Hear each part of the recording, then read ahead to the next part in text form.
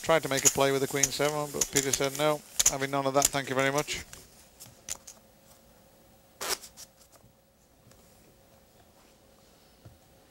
And so far, Peter's been willing to give him a couple of small pots, but if he goes for a big one, he tries to come up and clobber him over. Yeah, well, Dave should probably carry on with the winning formula and try and take cheap flops if he's going to do it, to be honest. That was working for him. Then when he made the raise, he got clobbered, didn't he? So probably wants to try and take cheap flops and make a hand. Dave calls with the 4-10. Peter checks with the 6-10. Here's the flop. 3-9 and Jack, 2 clubs. No help to either player. Though Peter Gunnarsson in a better position than Dave Cockloff at the moment. Though Dave Cockloff may make a play at it from the button. Pair of 9s on the board now.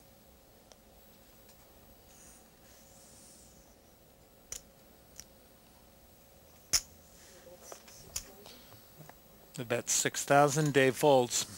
As you can see from the percentages there, Dave had little chance of winning the pot.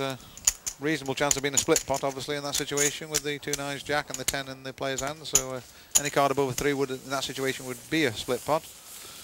But didn't pair the whole cards, obviously. And Dave just sits back and thinks, down to 24,000, and the 4,000 blind is in front of him now. He's trying to work out now his best plan. And you can see he's looking down, taking a sip of water or whatever, and he's just trying to work out how far he'll have to go before he'll have to make the play. I think that's what he's thinking. Probably around the 15,000 mark if I had to hazard a guess, but we'll see. Which he's going to approach very quickly. Yeah, a couple more hands he'll be there, so it won't be too long unless he picks up something playable. King 5 for Peter Gunnarsson. Incidentally, Dave's been under pressure for the whole match, hasn't he? Never once has he been in control.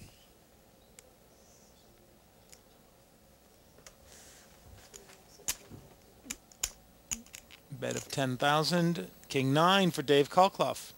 This might be enough. Might be enough, might not. It's above average hand. He calls. No, he's in good shape, but he just doesn't know it, so he's taking the cautious approach. And we see the flop.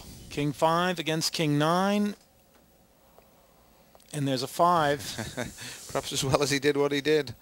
And, oh dear, perhaps as well as he doesn't do this. And Dave's going all in. And he's got called, and now Peter Gunnarsson calls him. He's in disastrous shape because he needs a 9 now to stay in this match. And this one misplay could well cost him the match. The 5 on the flop makes Peter Gunnarsson's hand a monster. There's the ace. And we could be losing Dave Cockloff here. And he looks rueful, but here it is. We wait with anticipation. An 8 on the river, not a 9, and we have lost Dave Cockloff. We have our second finalist, Peter Gunnarsson from Sweden, will take on Simon Nawab from England in the final of this tournament. My opponent played very well. It was as simple as that. I played badly at the start.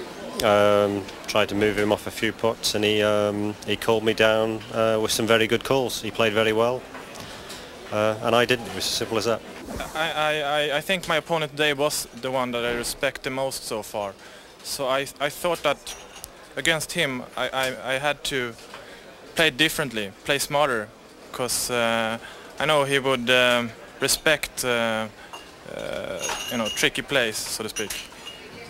Speaking of tricky plays, tomorrow the finals against Simon Nawab. Any thoughts on that match?